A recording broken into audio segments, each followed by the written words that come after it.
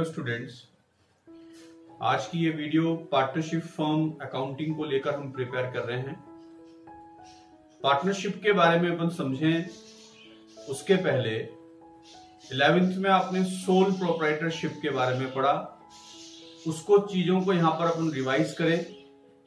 Sole proprietorship के अंदर एक ही पर्सन कैपिटल इन्वेस्ट करता है, एक ही पर्सन सारी रिस्क को बियर करता है, तो सारा प्रॉफिट भी एक ही पर्सन को मिलता है। पर एक लेवल तक बिजनेस करने के बाद उस बिजनेस को इंक्रीज करने के लिए, उस बिजनेस को और बढ़ाने के लिए एक्स्ट्रा कैपिटल की रिक्वायरमेंट होती है, एक्स्ट्रा स्किल्स की रिक्वायरमेंट होती है।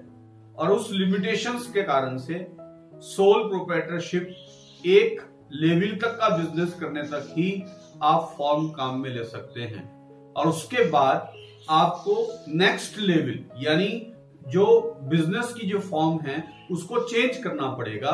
सोल प्रोप्राइटरशिप से पार्टनरशिप फॉर्म के ऊपर आप लोगों को आना पड़ेगा। तो यहां पर हम समझें सबसे पहले कि सोल प्रोप्राइटरशिप जो है उसकी क्या क्या लिमिटेशंस हैं, और उस लिमिटेशंस की बेसिस पर ही पार्टनरशिप की अपन कौन सा नीड को समझेंगे। तो पार्टनरशिप की क्यों नीड है, इसको समझने के लिए सोल प्रोप्राइटरशिप्स की लिमिटेशंस के बारे में हम लोग देखें। सबसे पहले देखें कि क्या क्या लिमिटेशंस हैं। जैसे कि सोल प्रोप्राइटरशिप्स में लिमिटेड कैपिटल होती है, क्योंकि एक पर्सन के पास जो कैपिटल होगी वो एक लेवल के बाद बिजनेस को एक्सटेंड करने के लिए कम पड़ेगी, यानी उसके पास लिमिटेड कैपिटल होगी। इसी प्रकार से उसकी जो कंट्रोलिंग कैपेसिटी है वो भी लिमिटेड होती है, क्योंकि एक लेवल के बाद या जैसे जैसे बिजनेस एक्सटेंड वो करता जाएगा, इंक्रीज करता जाएगा, बिजनेस पर उसकी कंट्रोलिंग कम होती जाएगी, यानी वो सारी एक्टिविटीज को एट ए टाइम एक साथ कंट्रोल नहीं कर सकता। इसी के साथ साथ उसके अंदर जो स्किल है, हर एक पर्सन हर एक फील्ड में परफेक्ट हो ये जरूरी नहीं होता है, यानी हर एक पर्सन में हर एक स्किल हो ये जरूरी नहीं होता है। वो एक दो स्किल्स के अंदर ही कौन सा परफेक्शन आपकी कौन सा पा सकता है, पर उसके बाद अगर उसको वर्सटाइल बिजनेस करना है या बिजनेस को और वेरियस एस्पेक्ट से इंक्रीज करना है, तो उसको कौन सा एक्सपर्टीज की रिक्वायरमेंट होगी, वेरियस स्किल्स के पर्सन की रिक्वायरमेंट होगी। That's why partnership form create की जाती है। इसी में एक और आपकी इंपॉर्टेंट लिमिटेशंस होती हैं सोल प्रोप्राइटरशिप की, कि बिजनेस विदाउट रिस्क नहीं होता है। बिजनेस को लेकर एक आपकी कौन सा कहावत बिल्कुल फेमस है कि जितनी ज्यादा रिस्क उतना ही आपके कौन सा बड़ा बिजनेस होता है। तो एक लेवल तक आप रिस्क बियर कर सकते हैं, पर अगर उसके आगे बियॉन्ड आपको जाना है तो फिर आपको कौन सा रिस्क बियर करने के लिए किसी पर्सन को एज ए पार्टनर बनाना पड़ता है। तो सोल प्रोप्राइटरशिप्स की ये जो 4 मेन लिमिटेशंस हैं, इसके कारण ही ये नीड आपकी कौन सा महसूस की जाती है कि अब अगर बिजनेस को और एक्सटेंड करना है तो हमें नेक्स्ट लेवल पर जाने के लिए बिजनेस की नेक्स्ट फॉर्मेशन को कौन सा अडॉप्ट करना पड़ेगा, और वो क्या है, पार्टनरशिप। इसलिए यहां पर ये कहा गया है to resolve these limitations, 2 and more person enter into an agreement to form a partnership so as to enhance capital, skill, risk taking capacity and managerial abilities। अब इसको समझने के बाद हम पार्टनरशिप के बारे में समझें कि भाई पार्टनरशिप का नेचर क्या है, पार्टनरशिप क्या है।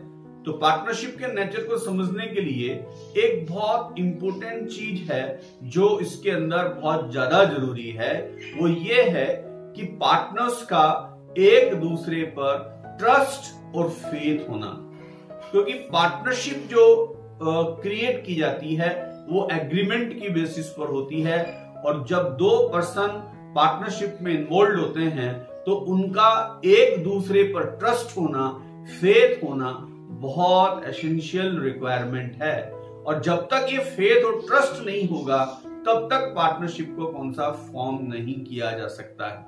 इसलिए यहां पर ये चीज बताई गई है कि partnership is a relation of mutual trust and faith In order to maintain this trust, it is necessary that partnership account be maintained in an honest, accurate and equitable manner. Partnership account should present a true and fair picture of the partnership business. तो देखो यहाँ पर एक बात बिल्कुल clear होनी चाहिए कि जब तक पार्टनर्स का एक दूसरे पर ट्रस्ट नहीं होगा, फेथ नहीं होगा, तब तक पार्टनरशिप फॉर्म नहीं हो सकती है। और ये ट्रस्ट और फेथ मेंटेन करने के लिए जरूरी है कि जो आप अकाउंटिंग कर रहे हैं उसमें ट्रांसपेरेंसी होनी चाहिए, और इतनी ट्रांसपेरेंसी होनी चाहिए कि दोनों पार्टनर्स या जितने भी पार्टनर्स हैं उनसे अगर कंसर्न के बारे में कुछ भी पूछा जाए तो वो सिमिलर आंसर ही कौन सा प्रोवाइड करें। ये ट्रांसपेरेंसी का एक एग्जांपल होगा। और ये ट्रांसपेरेंसी कैसे आएगी कि बिजनेस के ट्रांजैक्शंस को बुक्स में रिकॉर्ड पूरी ऑनेस्टी के साथ करें, पूरी एक्यूरेसी के साथ करें और इक्विटेबल मैनर से करें, यानी time to time, date to date, जो ट्रांजैक्शन जैसे जैसे जिस आपकी कौन सा डेट को टाइमिंग पर स्पेंड हुआ उसी तरीके से ट्रांजैक्शंस को बुक्स में प्रॉपर तरीके से रिकॉर्ड किया जाना चाहिए। यहां पर ये कहा आपके पार्टनरशिप फॉर्म के लिए ये एसेंशियल रिक्वायरमेंट है कि हर एक पार्टनर्स का एक दूसरे पर ट्रस्ट होना जरूरी है। अकाउंटिंग के पॉइंट ऑफ व्यू से partnership firm is treated as a separate business entity distinct from its partner. Accounting का हमने सेपरेट एंटिटी कॉन्सेप्ट पढ़ा 11th में, जिसमें यह कहा गया कि ट्रांजैक्शन किसी दो पर्संस के बीच में ही होगा, और उस कारण से आपको यहां पर अकाउंटिंग करते समय पार्टनरशिप फर्म को और पार्टनर्स को सेपरेट ट्रीट करना है, दोनों को अलग अलग पर्संस के रूप में ट्रीट करना है। पर जब अगर लीगल पॉइंट ऑफ व्यू की बात आती है तो उस पॉइंट ऑफ व्यू से पार्टनरशिप फर्म और उसके पार्टनर्स दोनों को एक ही काउंट किया जाएगा। Partnership firm is not a separate business entity distinct from it's partners. इसके पीछे का रीजन ये है कि जो बिजनेस की जितनी भी लायबिलिटीज हैं, बिजनेस की जितने भी डेब्ट्स हैं या लायबिलिटीज हैं, वो सभी किसको बियर करना है? सभी पार्टनर्स को बियर करना है, जॉइंटली बियर करना है। और अगर आपके जॉइंटली पॉसिबल नहीं हो पाया तो इंडिविजुअली सभी पार्टनर्स को कौन सा आपके बियर करना पड़ेगा। और अगर डेब्ट्स को बियर करने के लिए इन्वेस्टेड फर्म कम करना पड़ता है तो पार्टनर्स को अपनी प्राइवेट एसेट्स से भी फर्म की डेब्ट्स को कौन सा बियर करना पड़ेगा। और यही कारण है कि पार्टनरशिप में यह कहा गया लीगल पॉइंट ऑफ व्यू से कि पार्टनरशिप फर्म और पार्टनर्स दोनों एक ही एंटिटी हैं, और पार्टनर्स की जो लायबिलिटीज होती हैं वो क्या होती हैं? अनलिमिटेड लायबिलिटी होती है। इसी में नेक्स्ट देखें कि पार्टनरशिप की जो डेफिनेशंस आपकी कौन सा गिवन है सेक्शन 4 पार्टनरशिप एक्ट 1932 में, और डेफिनेशन क्या दे रखी है? Partnership is the relation between the person who have agreed to share the profit of the business carried on by all or any of them acting for all.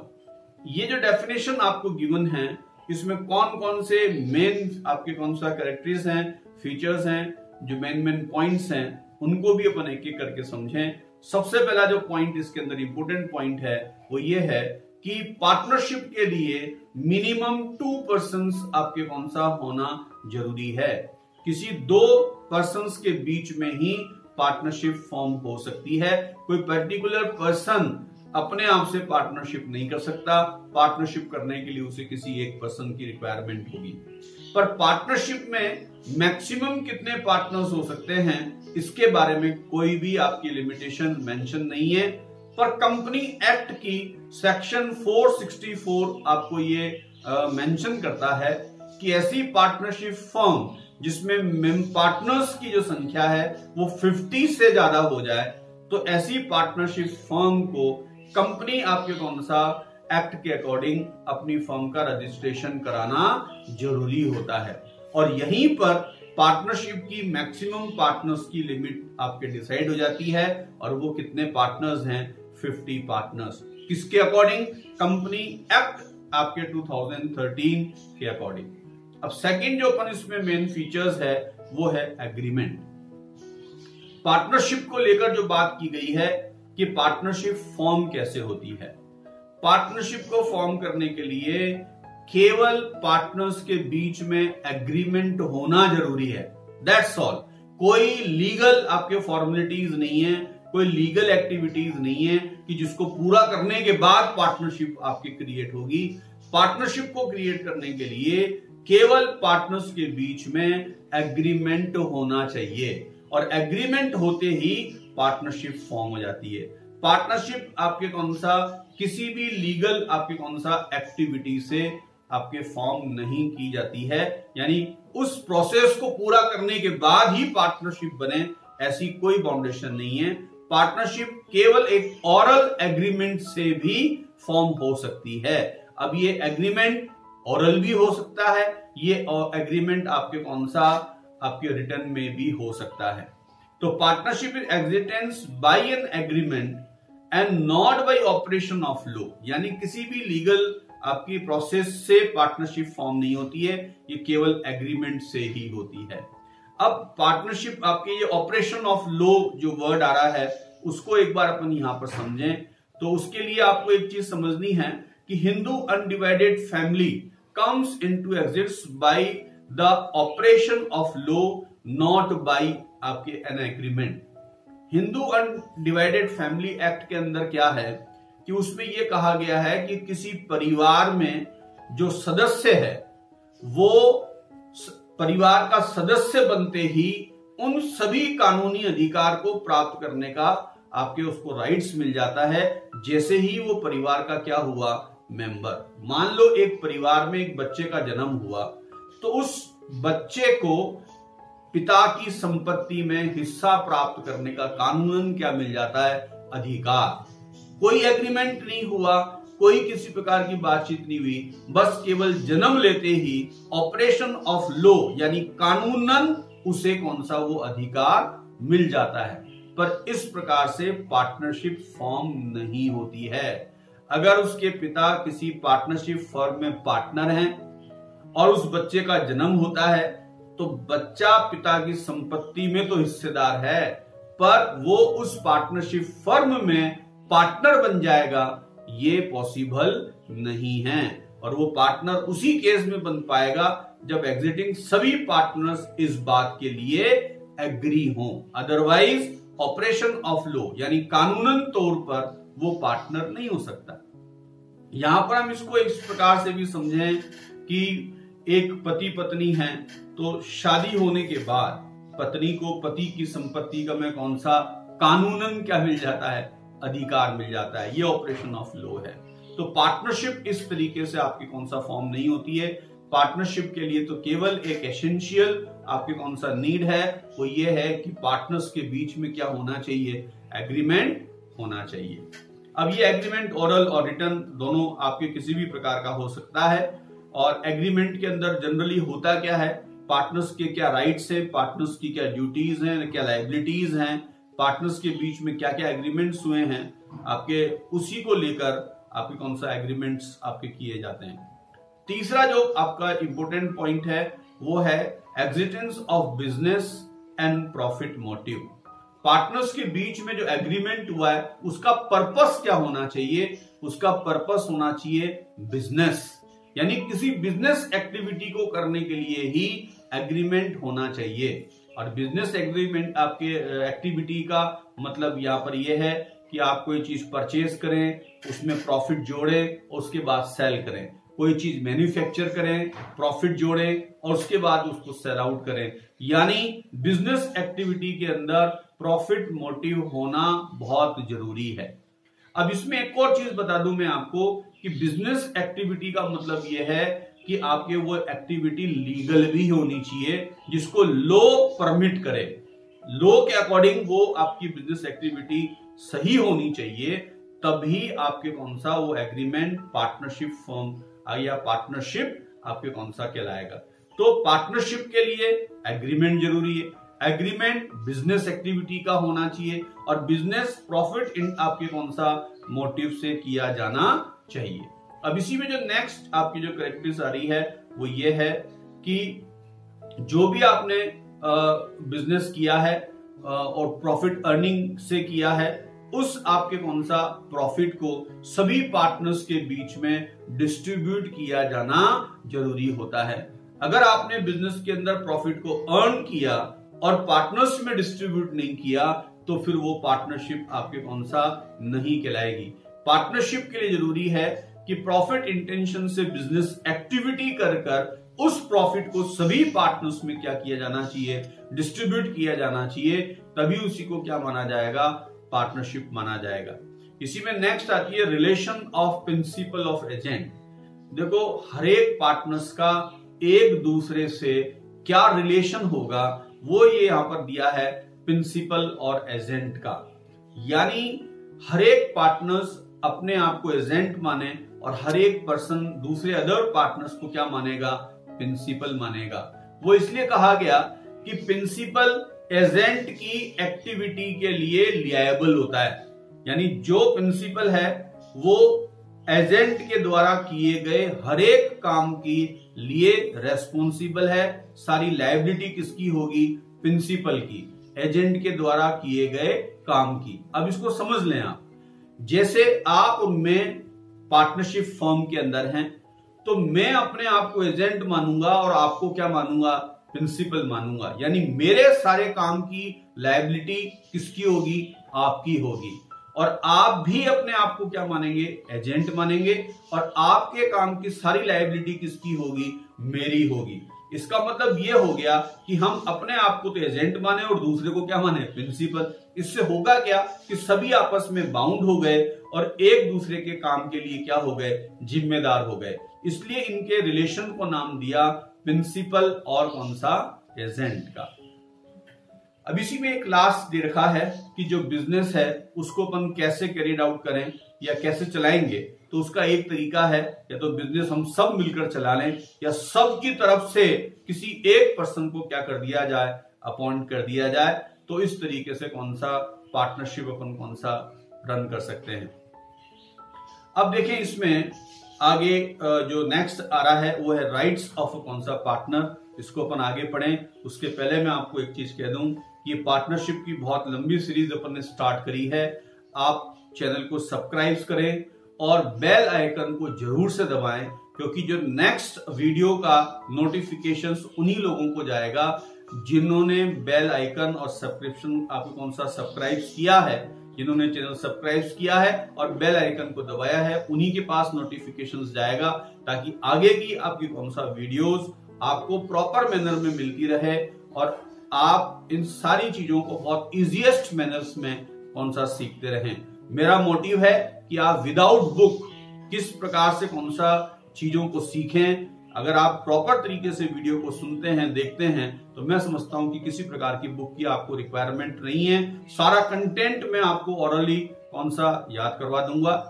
अब देखें इसी में नेक्स्ट जो लास्ट पॉइंट बचा है, 2 minute का, ज्यादा लंबा वीडियो नहीं करेंगे। राइट्स ऑफ अ पार्टनर, हर एक पार्टनर्स के क्या क्या राइट्स हैं उनको देख लें अपन सभी फटाफट एक बार। सभी पार्टनर्स को ये राइट्स है कि जो बिजनेस का प्रॉफिट एंड लॉस है उसमें उनको कौन सा बिजनेस का प्रॉफिट एंड लॉस सभी पार्टनर्स में एग्रीड रेशो में डिस्ट्रीब्यूट किया जाए। किसी भी पार्टनर्स को प्रॉफिट शेयरिंग से मना नहीं किया जा सकता। इसी में जो नेक्स्ट दे रखा है वो है आपके कौन सा कि बिजनेस की जितनी भी एक्टिविटीज हैं उसके अंदर हर एक पार्टनर्स इन्वॉल्व हो सकता है। आप किसी पार्टनर्स को मना नहीं कर सकते। ये पार्टनर्स का राइट्स है कि वो हर एक एक्टिविटी में पार्ट ले सकता है। इसी प्रकार से किस बिजनेस के किसी भी मैटर में अपना पॉइंट ऑफ व्यू रख सकता है, अपने विजन को रख सकता है, अपनी राय को रख सकता है, और ये उसका एक कौन सा लीगल राइट्स है। इसी प्रकार की जो बिजनेस की बुक्स हैं उसको देखने का, उसकी कॉपी लेने का, उसको भी कौन सा इसको लीगल राइट्स होता है। इसी प्रकार से अगर फर्म के अंदर किसी नए पार्टनर को कौन सा हम एडमिट कर रहे हैं तो सभी पार्टनर्स को ये राइट्स है कि अगर वो चाहें तो उस चीज के लिए मना कर सकते हैं, और किसी भी एक पार्टनर ने अगर मना कर दिया है तो उस केस में पार्टनरशिप फर्म के अंदर किसी को भी हम आपके as a new partner involve नहीं कर सकते हैं। इसी प्रकार से पार्टनरशिप आपके शिप के अंदर जो फर्म की प्रॉपर्टी है उसमें सभी पार्टनर्स जॉइंट ऑनर होते हैं, यानी जो भी फर्म का पार्टनर है वो फर्म की प्रॉपर्टी के अंदर क्या कहलाएगा, ऑनर है, उसमें उसका हिस्सा है।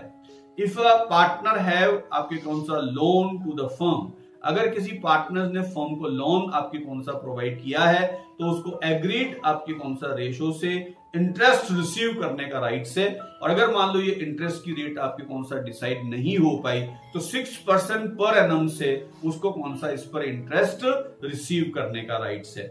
इसी में लास्ट जो आपको दे रखा है कि अगर किसी पार्टनर्स ने फर्म की तरफ से कोई एक्सपेंडिचर्स किया है, यानी अपने पैसे अपने पास से फर्म का कोई एक्सपेंसेस पे किया है, तो उस एक्सपेंसेस को वो फर्म से रिम्बर्स करा सकता है, वो अमाउंट वो फर्म से रिटर्न रिसीव कर सकता है, ये उसका कौन सा राइट्स है।